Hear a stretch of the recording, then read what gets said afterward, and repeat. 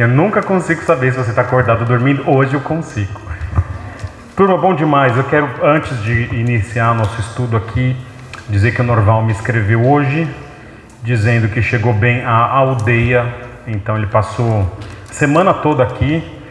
Fomos para São Paulo juntos na terça, depois fomos novamente na sexta. Na sexta ele pegou o avião, chegou em Belém e hoje já está trabalhando na aldeia. E ele mandou um grande abraço para os irmãos, manifestou ao longo da semana aí um carinho muito grande pela igreja. Embora ele tenha estado envolvido com o seminário, acho que ele ficou impressionado com o carinho, a generosidade dos irmãos. E o que eu posso dizer, para mim foi uma semana muito especial. O Norval, professor querido.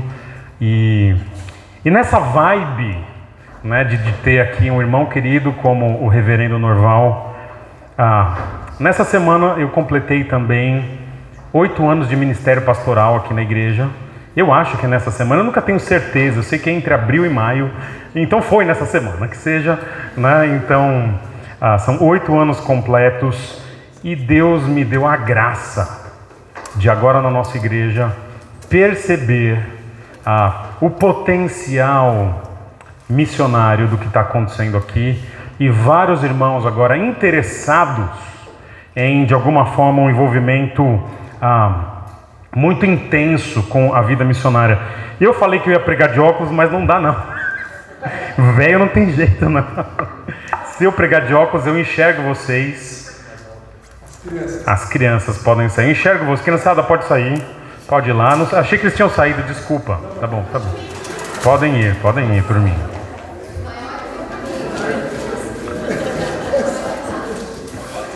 Eu enxergo, mas eu não vejo, né? Se eu pregar de óculos, turma, eu não vou enxergar o meu sermão aqui, então eu preciso de multifocal. A prova da velhice, Pamela, é o café mais o multifocal, não? Então é esse. Já tem multifocal, Júlio? Só de perto? Tá. Pois é, mas café você toma. Sem açúcar, né? Então já tá carimbado, já terceira idade.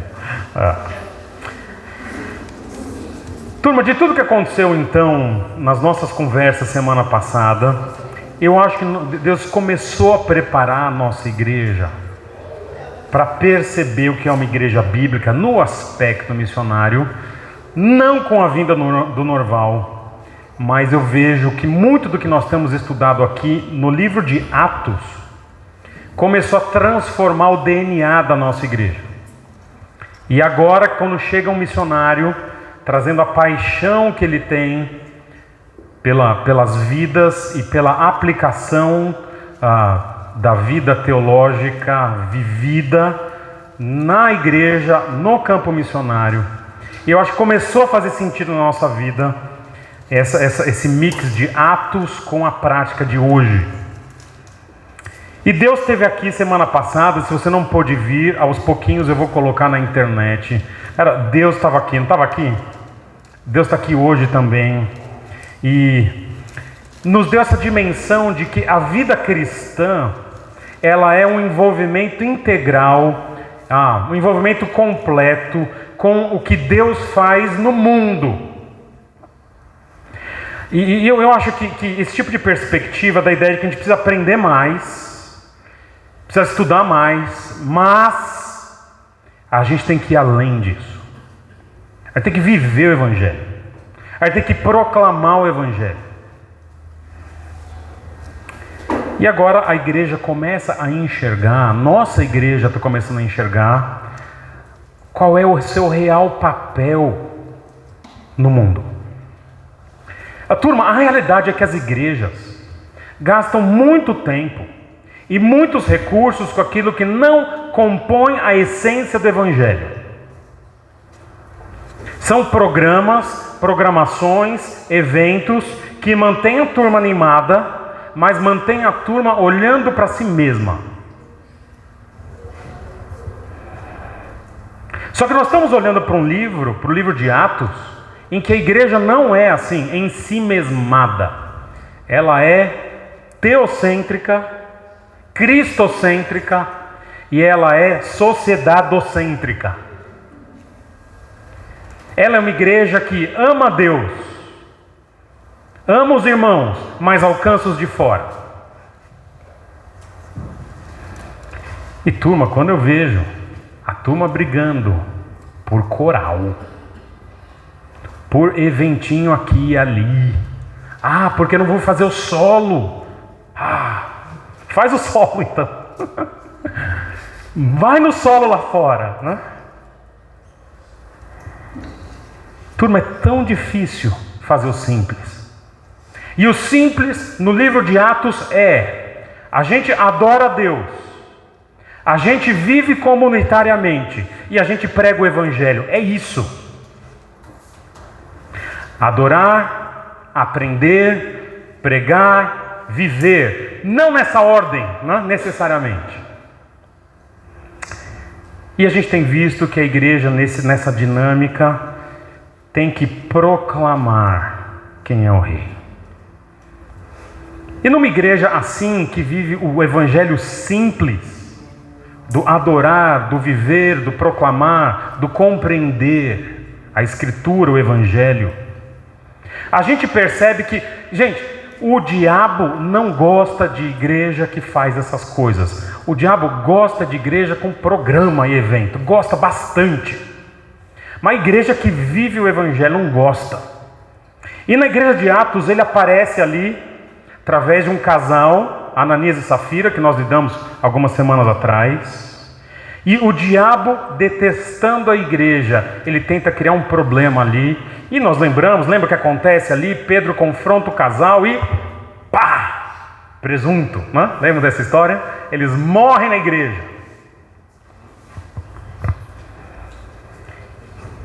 E depois desse evento em que morrem 2 pessoas na igreja por causa da atuação do diabo nos corações, agora segue o texto e a gente vai ver o impacto dessas 2 mortes naquela igreja.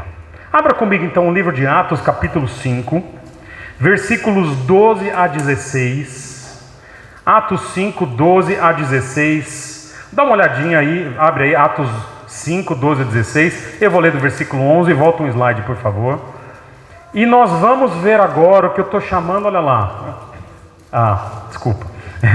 Não, ali era lá em cima, eu estou olhando aqui.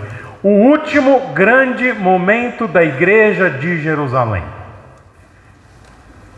Nós vamos ler agora o auge. O último momento em que a igreja está, uau! E depois começam os problemas. Primeiro vem a perseguição, vai ser semana que vem. Depois da perseguição vem a divisão, a igreja fica dividida, Atos capítulo 6. E surge o diaconato ou a diaconia a partir de uma divisão na igreja. Depois vem a morte de Estevão, Atos capítulo 7. E depois vem a perseguição. E a igreja de Jerusalém nunca mais vai ser a mesma. Então o que nós vamos ler hoje é o ápice. É aquele momento em que Lucas vai resumir tudo o que foi esses primeiros anos da igreja de Jerusalém. E Atos capítulo 5, versículos 11 em diante diz assim, joga para nós Mateus. E grande temor apoderou-se de toda a igreja e de todos os que ouviram falar desses acontecimentos, quando morrem 2 pessoas dentro da igreja, Ananias e Safira. Agora o texto de hoje. Os apóstolos realizavam muitos sinais e maravilhas entre o povo. Todos os que creram costumavam reunir-se no pórtico de Salomão. Dos demais, ou dos de fora, ninguém ousava juntar-se a eles, embora o povo os tivesse em alto conceito. Em número cada vez maior, homens e mulheres criam no Senhor e lhes eram acrescentados, de modo que o povo também levava os doentes às ruas, os colocavam em camas e macas, para que pelo menos a sombra de Pedro se projetasse sobre alguns enquanto ele passava.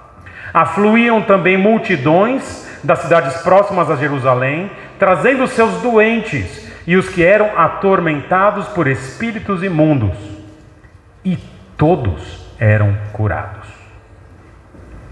Turma, Nós já estudamos aqui brevemente no passado que Lucas faz sobre a igreja de Jerusalém 3 grandes resumos de como era o momento da igreja. O primeiro foi em Atos capítulo 2, versículo 42, naquele texto que começa assim: e perseveravam na doutrina dos apóstolos. O segundo grande resumo vimos recentemente na igreja, Atos 4, 32, da multidão dos que crerão. Esse é o segundo grande resumo. E agora esse é o último grande resumo do que foi a igreja de Jerusalém. A partir de agora, não se tem mais resumo sobre o momento mágico da igreja. A partir de agora, a igreja vai se fragmentar no mundo antigo. Jerusalém vai deixar de ser o centro missionário. Vai continuar como centro teológico.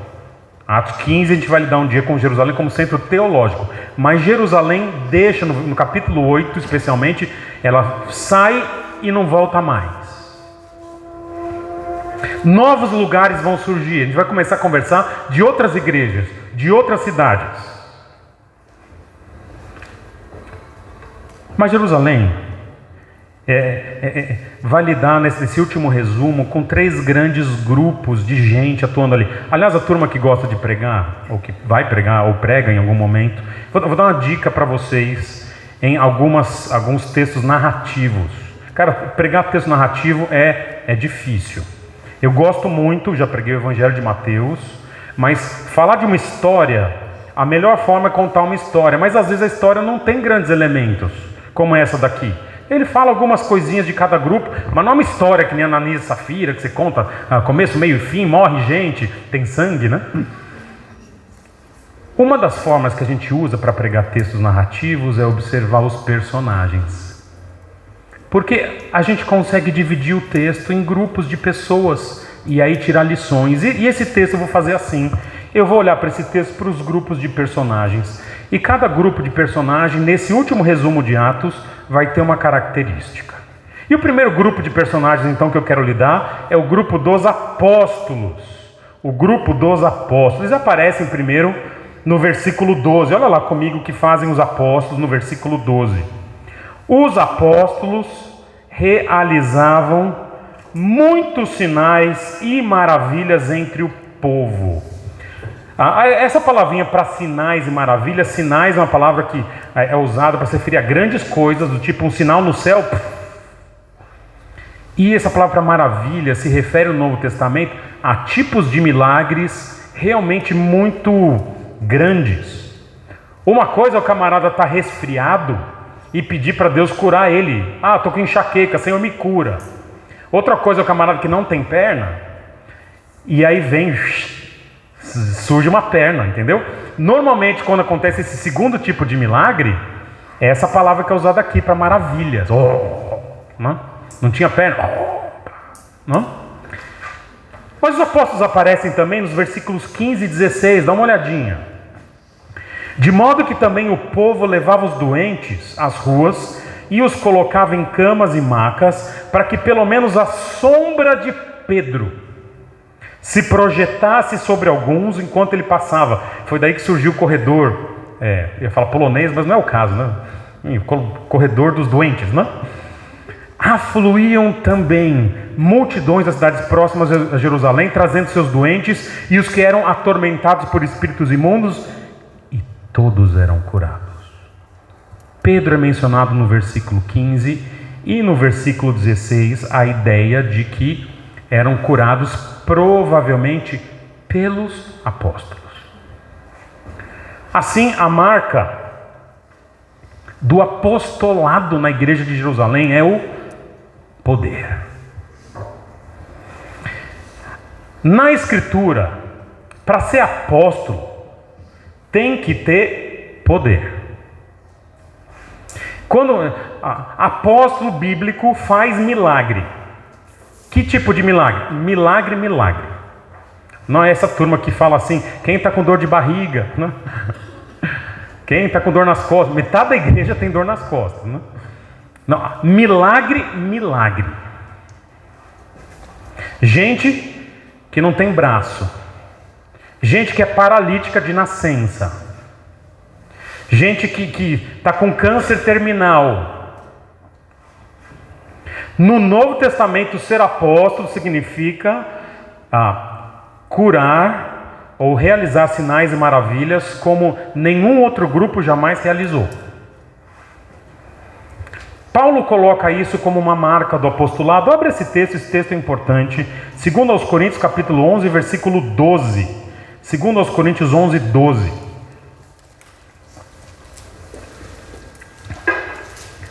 Em 2 aos Coríntios, Paulo está sendo questionado se ele é apóstolo ou não. Você é fake, não é? Você, Paulo, não é apóstolo. Não é. Apóstolo é o camarada da televisão. Você não é, Paulo, não? Olha o que Paulo diz como as marcas de um apóstolo. 2 aos Coríntios 11, 12 diz assim: as marcas de um apóstolo, quais são? Olha lá as palavras: sinais, maravilhas, as duas palavras usadas em Atos, sinais, maravilhas e milagres, foram demonstradas entre vocês com grande perseverança. Paulo ia lá na igreja de Corinto e curava a gente. Não é esse texto não. Não é 2 Coríntios 11, 12? Então vocês procuram aí. Eu não tenho como achar isso daqui agora. Procura aí. Sinais, maravilhas e... É um texto apócrifo, né? Desculpa, irmãos, eu vou embora. Vamos orar, vamos encerrar e acabou.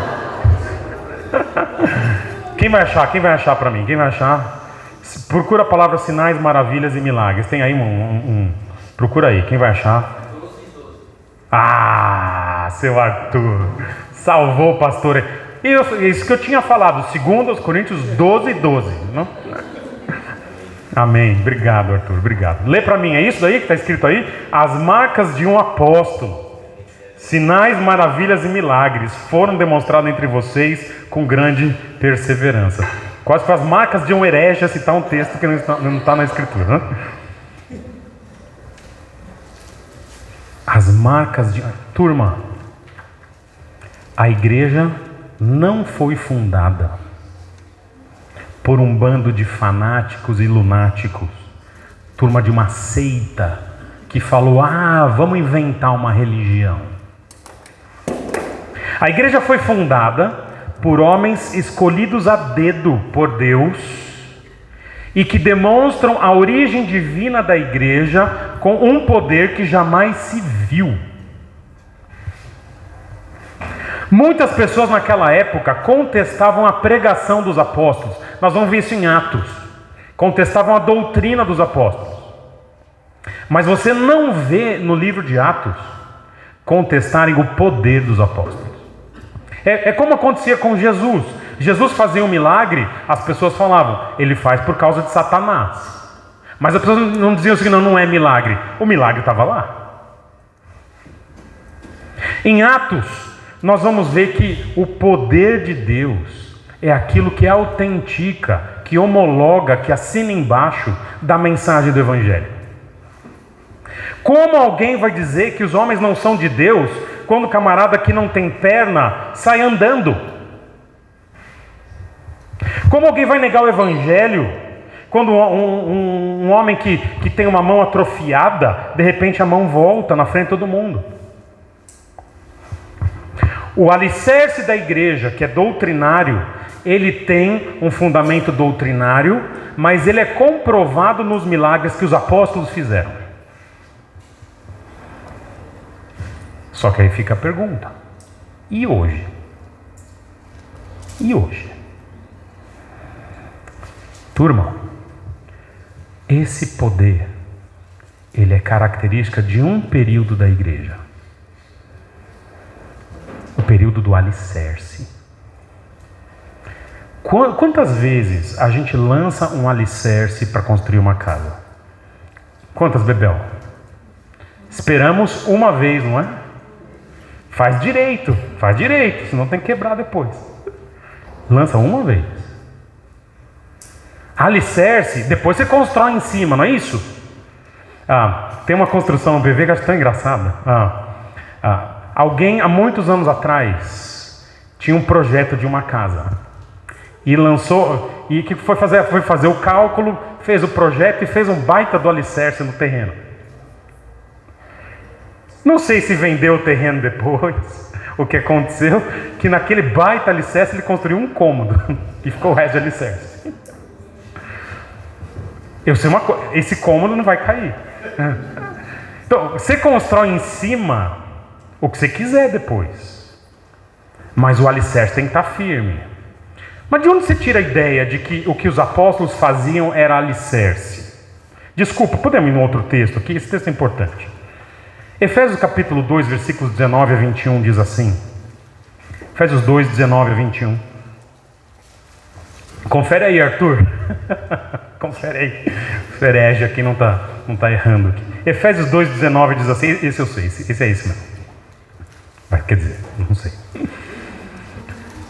Portanto, vocês já não são estrangeiros nem forasteiros, mas concidadãos dos santos e membros da família de Deus. Olha que bonito, quem nós somos, olha lá.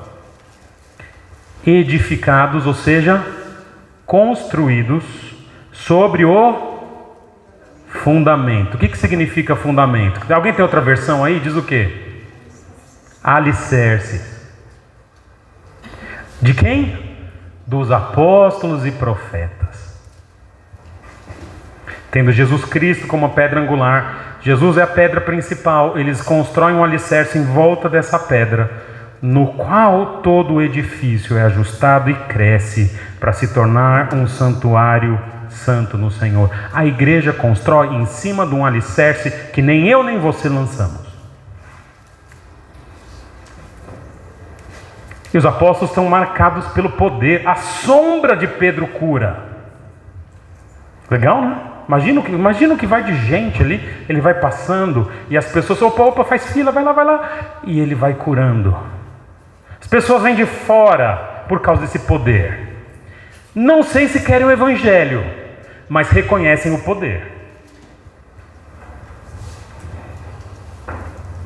E hoje? E hoje? Tanta igreja que ora por tanta milagre. A gente ora por cura aqui na nossa. Não ora, já oramos. O que nós pensamos, turma? Nós pensamos o seguinte: esse tipo de ministério de apóstolo, ele é para fundamento. Ministério de profeta é para fundamento. Fundamento lançado não é para hoje. No entanto, a gente acredita que Deus pode fazer milagres. Ele faz eventualmente. Não é comum. Milagre é milagre, não é? É uma intervenção sobrenatural na ordem natural. Tem hoje milagre? Tem. É comum? Não é. É para fundamentar a igreja? Normalmente não. É só um ato de misericórdia de Deus. Mas eu quero trazer uma pimentinha para vocês hoje. Gosta de pimentinha no almoço? Quer? Pimentinha? Pode trazer? Pode trazer? Aproveitar que o Norval estava aqui e eu quero lidar uma coisinha com vocês aqui. Embora haja uma escassez comum de milagres hoje, eles acontecem, mas raramente. Essa é a realidade. A gente ora e às vezes Deus não responde. Nós temos um pastor da cidade hoje, pastor Mauro, da igreja Bola de Neve. Quantos conhecem o Mauro aqui? Ok, um outro. Ele está internado no hospital. Situação bem grave. Os irmãos estão orando dia e noite lá. Até o momento Deus não respondeu.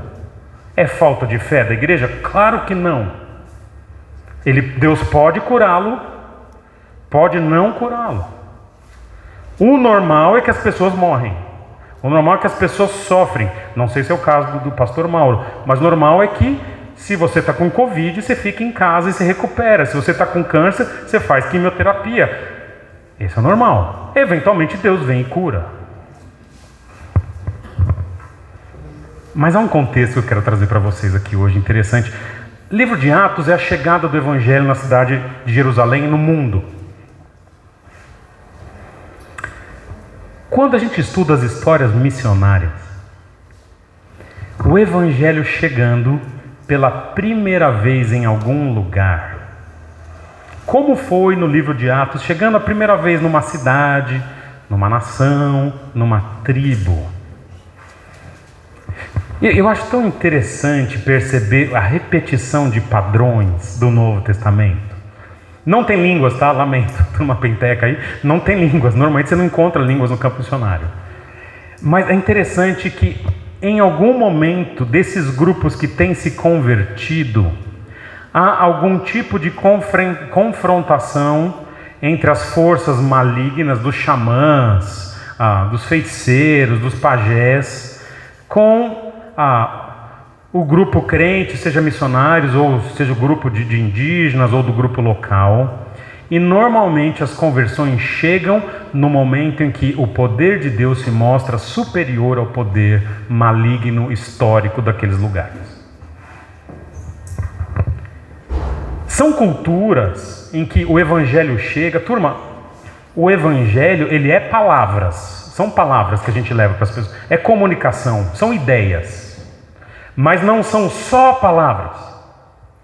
O evangelho é poder. E o poder precisa se mostrar como poder. E é comum, turma, haver situações. Eu vou mencionar 2 livros para vocês aqui, que vocês podem anotar aí e podem ler de questões missionárias. O primeiro é o Pajé de Cristo. Pajé de Cristo. Sabe que já ouviram falar do Pajé? Quem já leu o Pajé de Cristo? Ok, Daniel leu.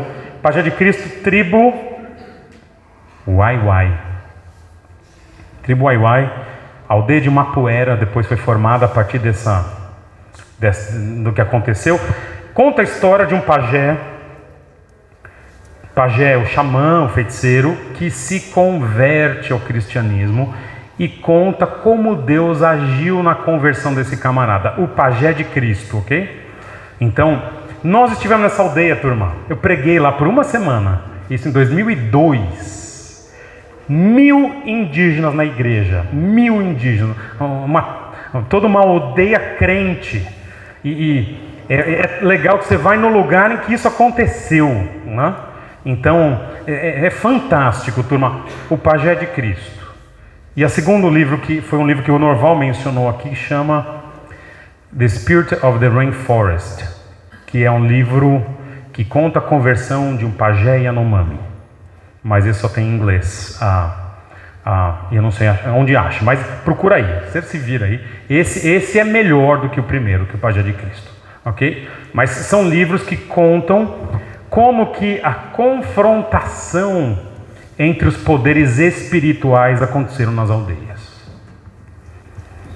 Quando o evangelho chega, uma marca desse evangelho é chegar com poder. E no caso do Novo Testamento, através dos apóstolos.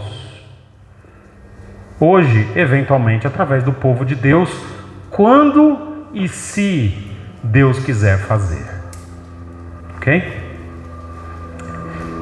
Mas o texto segue, e há um segundo grupo de personagens aí, cuja marca não é o poder. Veja comigo o versículo 12.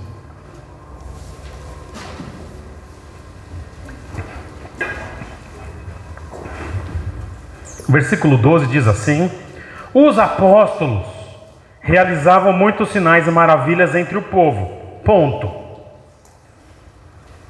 Olha agora. Todos os que creram costumavam reunir-se no ou sob o pórtico de Salomão, que é uma parte do templo de Jerusalém. E eu quero lidar com esse segundo grupo que aparece aí, todos os que creram. Quem são todos os que creram? Adivinha? É a igreja. A igreja. Quando diz costumavam reunir-se, eu quero trabalhar com vocês essa palavrinha que é usada aqui. Havia neste grupo da igreja a chamada, que eu estou chamando de uma constância comunitária. Turma, eu tentei pensar em palavras com a mesma letra, que começavam com P, não consegui. Depois tentei com C, não consegui. Falei, turma, deixa, né? Então vai o que for, né? E a próxima vai ser com outra letra, tá? Então anota aí e tá tudo bem. Constância comunitária. Deixa eu só. Alguém lembra qual é o tamanho da igreja nesse momento aqui em Atos? Alguém lembra, não? Quando Pedro prega, se convertem quantos? 3.000. Depois, em Atos capítulo 4, se convertem mais quantos?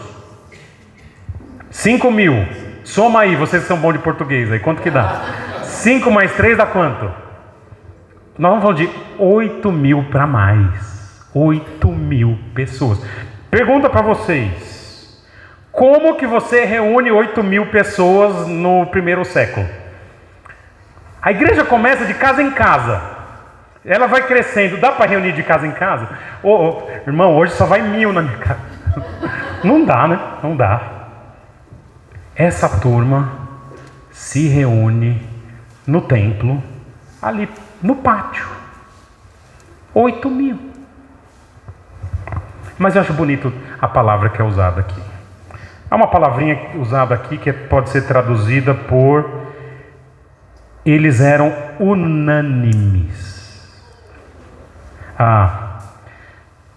Eles estavam sempre juntos, sempre reunidos. Eles estavam em comunhão constante no pórtico de Salomão. Turma, isso é uma igreja que se encontra sempre. A gente fala, é interessante na classe de novos membros, eu sempre menciono que o que se exige, o que se pede de um membro de uma igreja é que ele tenha uma frequência regular e constante. Regular porque ela é periódica. Aí o irmão fala assim, a minha frequência é regular. Eu vou na igreja uma vez a cada 6 meses. Regular, a cada 6 meses ele está lá, né? Mas ela não é só regular, ela precisa ser constante. Essa distância entre uma vez e outra precisa ser muito próxima. E essa palavrinha tem essa ideia, uma reunião, um encontro de muita comunhão, frequente e constante, regular e constante. Sempre estão juntos. E essa é uma característica, turma, da igreja de Jerusalém. A igreja de Jerusalém, ela termina, não porque eles querem terminar, ela acaba porque chega uma perseguição e já não dá para reunir. Como você vai pôr 8.000 pessoas para se reunir num lugar que está sendo perseguido? Você vai ter que fragmentar esse grupo e eles vão para outras cidades. Mas, turma, uma das características mais comuns e mais frequentes no Novo Testamento de quem ama Jesus Cristo é a igreja. É a frequência, é o participar frequentemente do povo santo de Deus, que é a igreja. Sabe, irmãos, a gente entende as dificuldades da vida, problemas de saúde, problemas de mudança, questões de emergências familiares e pessoais. Mas quando alguém frequentemente fica fora da comunhão da igreja, por qualquer motivo que não seja de fato justificável, quando o irmão não valoriza a igreja, não valoriza o culto, a constância, normalmente nós temos em primeiro lugar um problema teológico. O camarada não entende o que é igreja. Mas normalmente o problema teológico vem acompanhado de um problema moral ou ético. Pode cravar aí, pode cravar. Começou a sair da igreja, tem coisa aí. Pode não ter, pode ser só teológico, já é ruim o suficiente. Ok? Mas é difícil você ver um bom crente que ama Jesus Cristo longe dessa constância comunitária. Posso dar um conselho de amigo para vocês? Domingo, você tem um compromisso. Você vai acordar num horário já estabelecido, vai tomar o seu café da manhã, vai se arrumar e vai vir para a igreja. Esse é o seu compromisso. Você não precisa decidir o seu domingo, ele está decidido. Mas se eu tiver aniversário no sábado, você vai acordar, escovar o dente, esqueci, não? Fazer o seu café da manhã, escova de novo para vir para a igreja, né? Se arruma e vem. E se eu tiver casamento no sábado? Uma exceção. Se for o seu casamento, tudo bem. Mas eu fui dormir às 3 da manhã. Você vai acordar, escovar o dente, tomar o seu café, escovar o dente de novo, se arrumar e vir para a igreja. Aí o que eu faço? Eu vou ficar cansado. De tarde você dorme. Domingo, Ah, mas eu queria jogar videogame. Você vai acordar.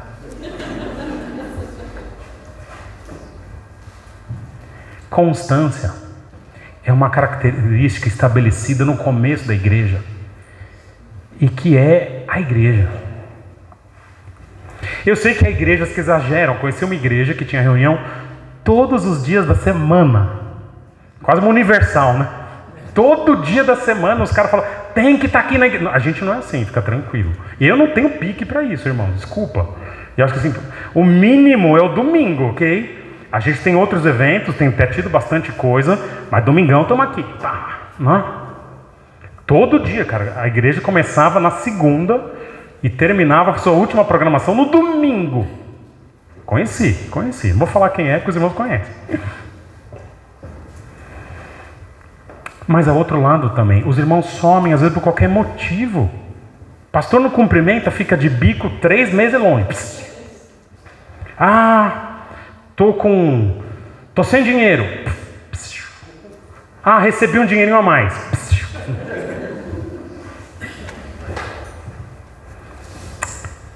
São crentes, irmãos, que não tem essa solidez que a igreja de Atos tinha. Esse amor pelo que Jesus fez. Deixa eu contar uma coisa que aconteceu.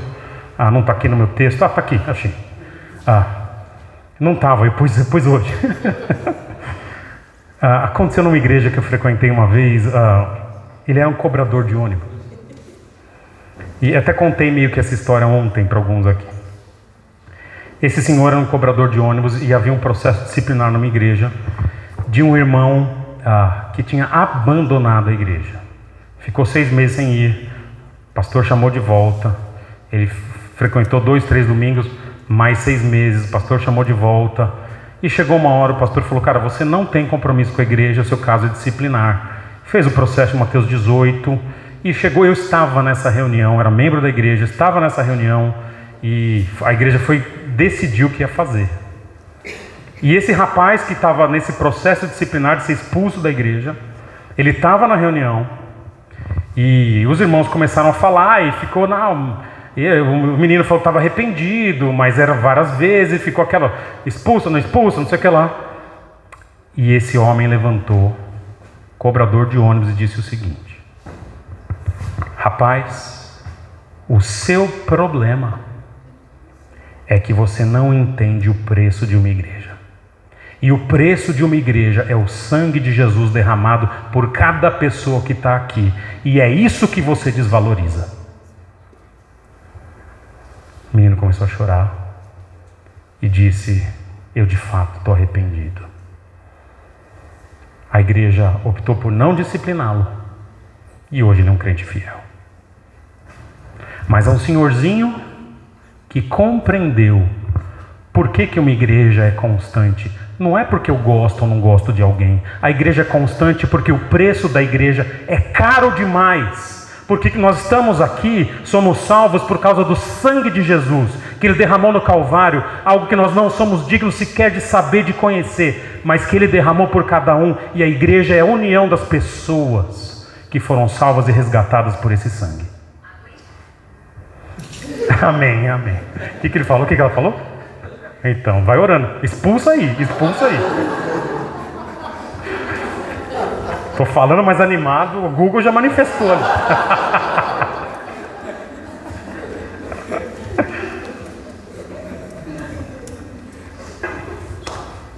O livro de Atos, ele é interessante na formação de uma teologia, porque o livro de Atos não é um livro em que a gente faz teologia diretamente.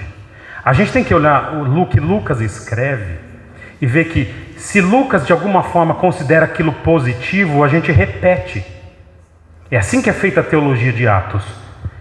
E isso aqui, Lucas faz questão de registrar. Eles continuamente, em unidade, em união, estavam no pórtico de Salomão, no templo. E essa é a marca desse grupo chamado igreja, no capítulo 5 de Atos. A constância comunitária. Mas há um último grupo de personagens aqui, e eu quero que você veja comigo, eu vou ler rapidamente, versículos 13 em diante. O último grupo, que é um outro grupo que aparece no texto e que, se a gente não observa certinho, é um grupo que a gente não percebe como que é a relação deles com a igreja. Mas veja comigo os versículos 13 a 16, o que diz, olha lá, versículo 13 diz assim: dos demais, ou seja, dos de fora, ou dos não crentes, ninguém ousava juntar-se a eles. Dos de fora, nessa igreja não vou. Embora o povo estivesse em alto conceito, vamos lidar com isso aqui já já. Em número cada vez maior, homens e mulheres criam no Senhor e eram acrescentados. Ué, vai ou não vai? Né? De modo que também o povo levava os doentes, e aí vem aquela parte das curas do apóstolo Pedro e tudo mais. O último grupo que eu quero lidar aqui com vocês são os de fora. Desculpa, Fernando, não é com você, eu pontei ali. Os não crentes, as pessoas lá da cidade, as pessoas que se relacionam conosco, com a igreja de alguma forma, mas que não conhecem o nosso Salvador. Isso não está explícito no texto, eu peguei do contexto, mas há uma relação dialética aqui. Qual que foi a briga na nossa relação dialética que nós conversamos aquela vez? Quem que brigou mesmo na igreja? Kevin? Foi Kevin? Não. Daniel e Maurício. Daniel e Maurício. Deixei Maurício vinculado. Isso, ele deixou o Maurício, é verdade. Você não quis, né, bater no Maurício na nossa frente. Você pode bater, viu, Daniel? Você pode bater escondido, a gente não se importa. Eu apanho fácil. Duvido que você apanha. Não, acho que você não apanha, não. O que você acha, Maurício? Não.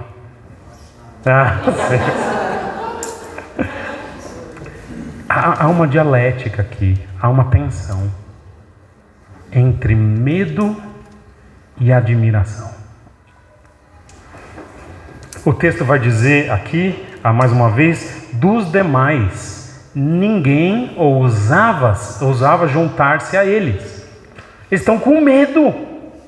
Ao mesmo tempo, no mesmo versículo diz, embora o povo os tivesse em alto conceito. O que está acontecendo aqui? Nós temos uma sociedade lá fora com duas grandes características. Por um lado, ela é perversa, maligna, do mal, do capeta. Por outro lado, essa mesma sociedade lá fora é extremamente necessitada do evangelho, do perdão, do cuidado da igreja. E a igreja precisa ter dois tipos de voz para lidar com as pessoas de fora. Ela precisa ter uma voz confrontativa, falar o que você está fazendo é errado. Mas ela precisa ter uma voz de amor e falar, no entanto, para você há perdão e a restauração com Deus. Ela tem que ter essas duas vozes. O problema aqui é que a forma como a igreja lidou com os seus problemas internos afetou como a sociedade viu aquela igreja. E isso acontece. As pessoas de fora, elas não estão olhando necessariamente o que nós fazemos com eles. Elas estão olhando o que a gente faz aqui. E isso aconteceu em Atos.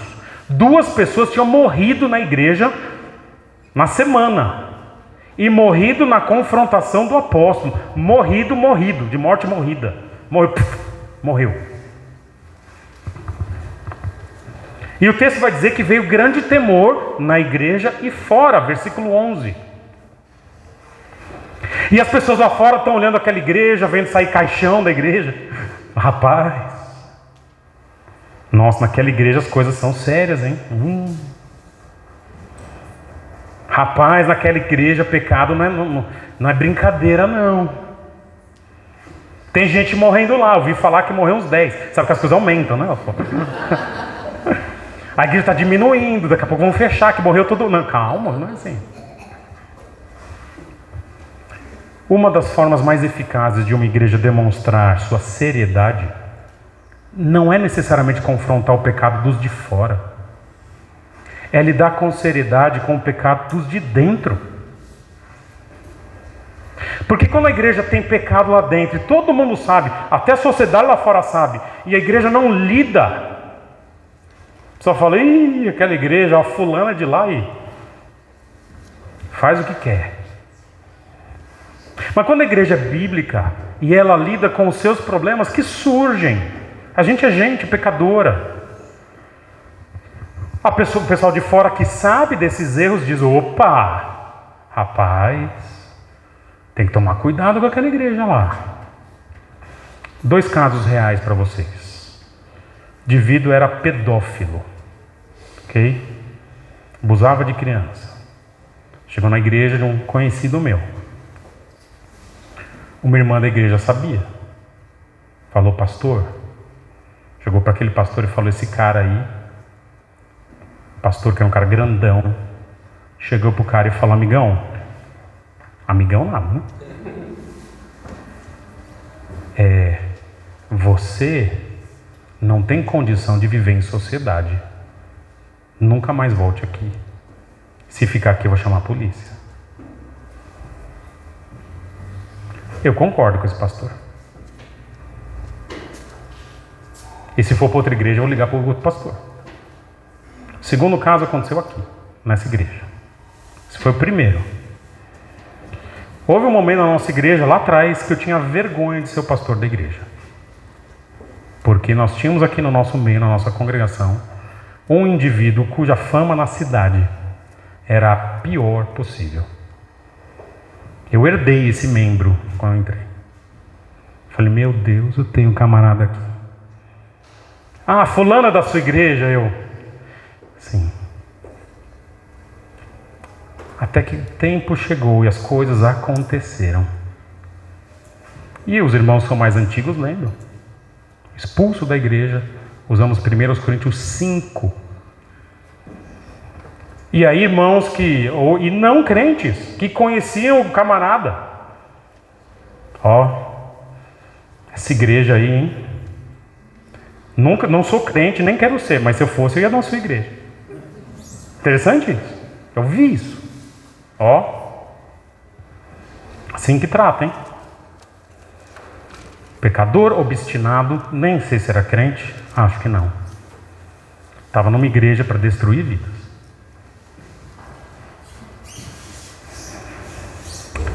Quem anda errado e não quer conversão, perdão, não pode se sentir à vontade numa igreja bíblica. Não pode. Havia um tempo na igreja batista, talvez haja igrejas assim hoje, talvez não, com certeza, em que o culto ele funcionava em favor do visitante, né? Cantava a musiquinha, Cassiano, qual que é a musiquinha? Visitante, seja bem-vindo, sua presença é um prazer, com Jesus estamos dizendo, essa igreja ama você. Quantos cantaram isso daqui, não? Olha aqui, rapaz. E aí, o que acontecia é que o sermão tinha que ser para o visitante, não é?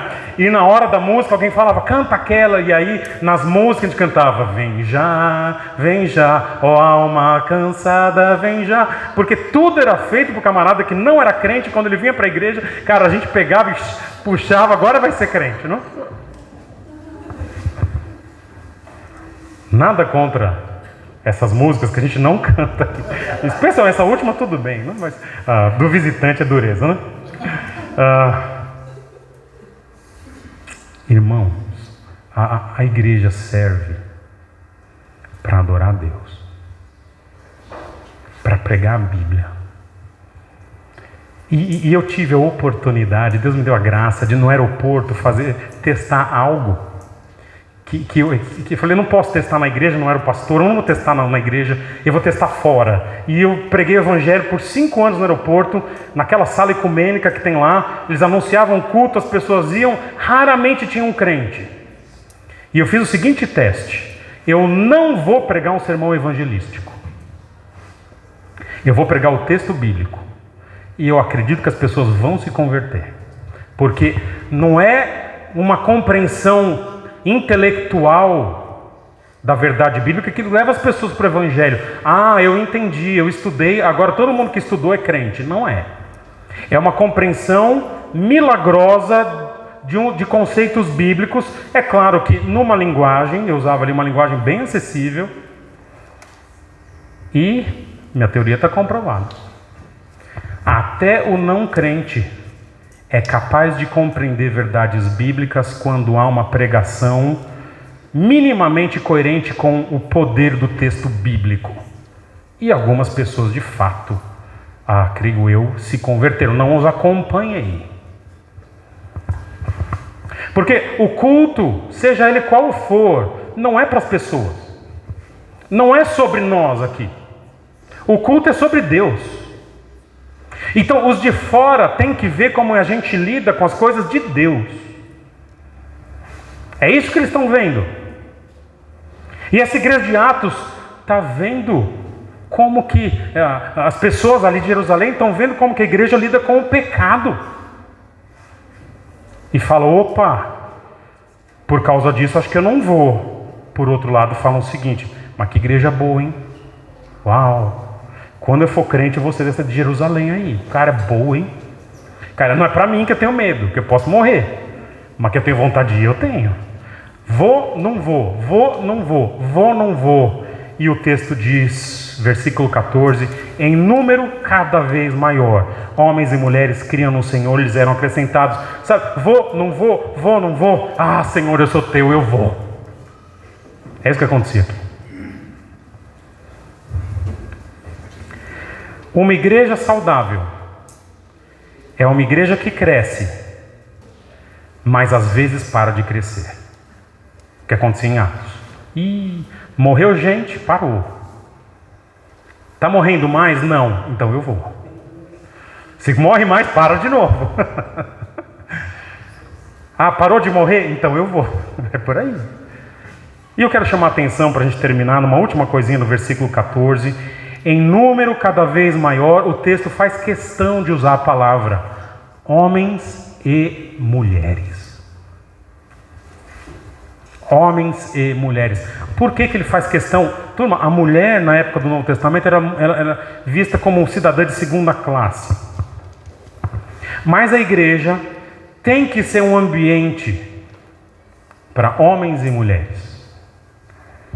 Há limitações no ministério da mulher? Mulher não pode ser pastora. Mas ouçam com muito cuidado o que eu vou dizer. Mulheres não exercem o pastorado, mas mulheres podem exercer o pastoreio. D.L. Moody foi um missionário, um plantador de igreja na cidade de Chicago, nos Estados Unidos.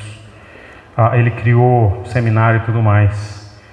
E uma vez chegou uma senhora para ele e disse: Moody, eu quero ser pastora. Ficou esperando todo mundo sair da igreja grande. Ele pregou, e ela ficou esperando, passar outro. Ela chegou e falou: pastor, eu quero ser pastora. Posso? Ele olhou para ela e disse assim: a senhora tem filhos? Ela disse: sim, tenho 4. E ele disse, as crianças ali do lado dela: ok, eis aí a sua congregação. Interessante. Na igreja há muitas congregaçõezinhas aqui. Mulheres, sob a supervisão pastoral, a gente pode lidar sobre isso, elas acompanham eventualmente outras mulheres. Mulheres pregam o evangelho para vários grupos da igreja. E Lucas faz questão de dizer homens e mulheres eram acrescentados, porque as mulheres têm um valor enorme. E mais, ele está preparando o que vai acontecer no próximo capítulo, quando são as mulheres que estão sofrendo na igreja e a liderança não está ligada. Essa igreja nessa diversidade, porque em Cristo somos crentes, não homens e mulheres. Na igreja, no lar, há papéis definidos, ok? Mas na vida cristã somos de mesmo valor diante de Deus. São esses 3 grupos, os apóstolos, marcados pelo poder. A igreja marcada por essa constância comunitária e os não crentes nessa dialética. Eu tenho medo e ao mesmo tempo eu tenho curiosidade, admiração. E eu quero terminar fazendo uma pequena avaliação da nossa igreja nesses 3 aspectos aqui: poder, constância e medo e admiração dos de fora. E eu conto com a sua participação. Se quiser dar opinião, palpite, esse sermão agora é interativo, né? Então a plateia pode se manifestar aqui, me ajudem nisso, ok? Poder. Cara, é difícil medir poder, né? Em tempos não apostólicos, né? Mas eu tenho observado algumas coisas na nossa igreja, ver se vocês concordam comigo.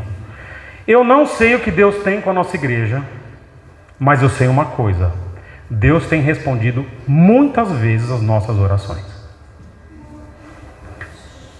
Até milagrosamente, eventualmente. Respondido. No aspecto de poder, mais. Eu vou fazer a pergunta, estou com medo da resposta, mas vou fazer. Acho que é importante. Quantos se converteram aqui nessa igreja? Acham que se converteram aqui? Felipe, Mateus, Arthur, mais alguém? Ok. 3, tá bom. Sei que tem mais. Legal, hein? Bom demais. Isso é poder. Isso é poder. Constância comunitária. Alguém quer falar alguma coisa de poder? Quer falar de poder? Desceu o fogo aí? Fala aí. Constância comunitária.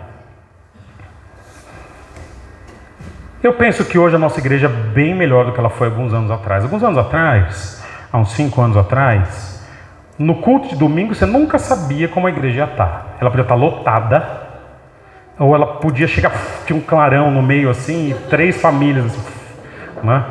Foi aí que eu aprendi uma coisa. Se você quer estar no ministério, aprenda isso. A gente prega para cadeiras cheias, não para cadeiras vazias. Era muito desanimador no começo para mim chegar e estar com a igreja vazia. Muito desanimador. Até que eu aprendi que não me interessa. Se vier uma pessoa, tá bom. Nós vamos fazer a mesma coisa. Então, hoje eu vejo a igreja mais constante. Melhorou, mas não é ideal.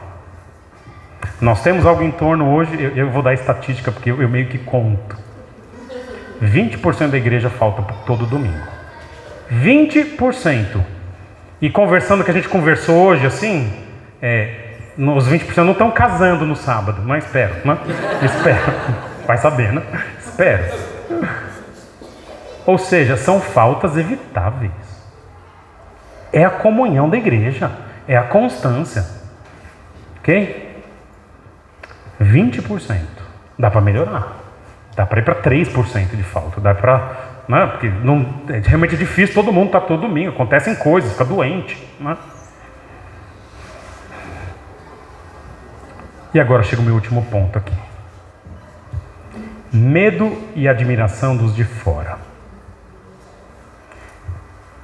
Opinião do Pedro. Falo como irmão em Cristo. Eu acho que a nossa igreja sequer é conhecida lá fora. Irmãos, a culpa é nossa. Não é minha, não. Nos poucos momentos que eu tive contato com os de fora, quando eu tive a papelaria, né? O pastor acaba muitas vezes lidando com muita gente dentro, né?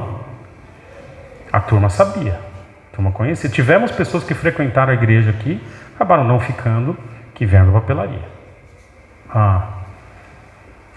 Podemos fazer mais nesse sentido. É a sua responsabilidade aqui. O que você comenta na segunda-feira no seu trabalho é importante aqui. Como as pessoas te enxergam, vai trazer ou medo ou admiração.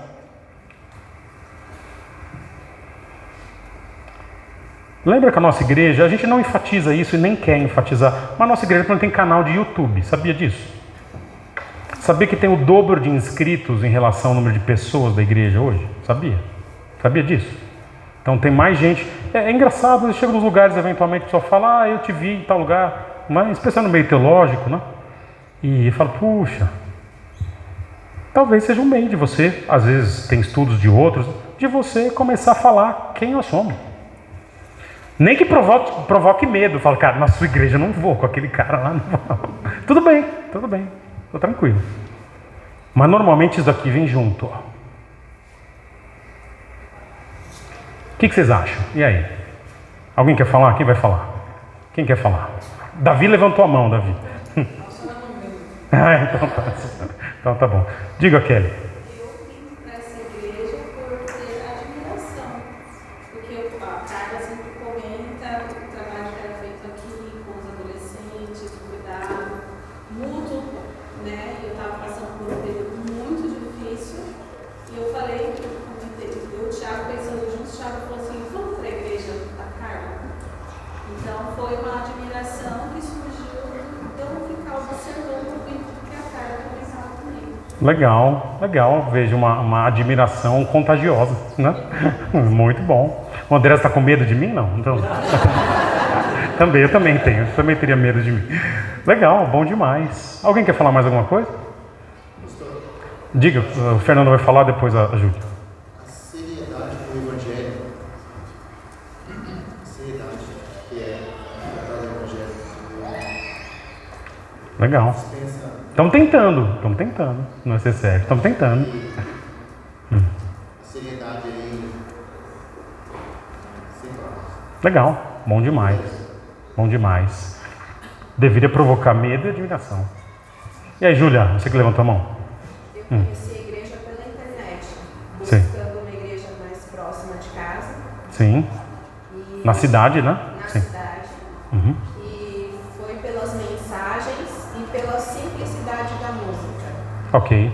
Eu não queria um lugar que fosse muito show, coisa assim, que não era o que a gente procurava. Poxa, a gente tentou fazer um showzinho aqui, o Felipe, aqui chateado agora.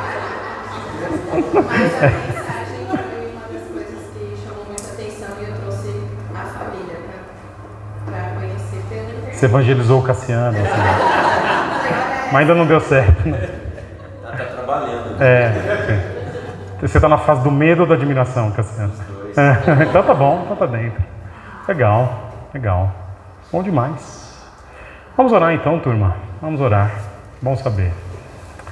Senhor, muito obrigado pela Igreja de Jerusalém que nos dá um caminho, um norte para a gente seguir. Obrigado porque isso nos faz pensar do quanto do Teu poder nós temos usufruído, e eu te peço, derrama Teu poder aqui, converte mais gente, ouve as nossas orações, faz milagres na igreja. Senhor, nos dá também a consciência da constância na igreja. Nós somos uma comunidade de salvos pelo sangue precioso de Jesus. Dá essa percepção para todo mundo aqui.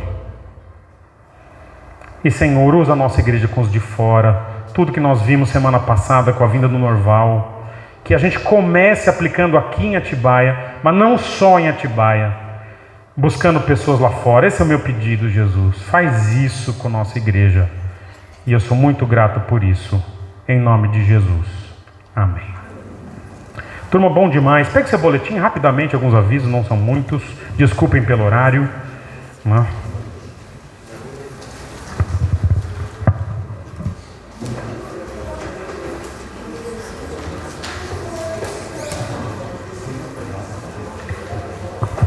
Turma, eu vou precisar de uma ajuda de vocês. Obrigado, Daniel.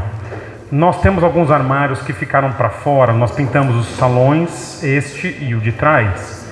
E precisamos de gente forte para pegar armário lá. Vocês me ajudam? Terminando o culto, pegar armário lá e guardar na sala, por gentileza. Tá bom? Turma, algumas coisas aqui. Item 2 aqui dos avisos.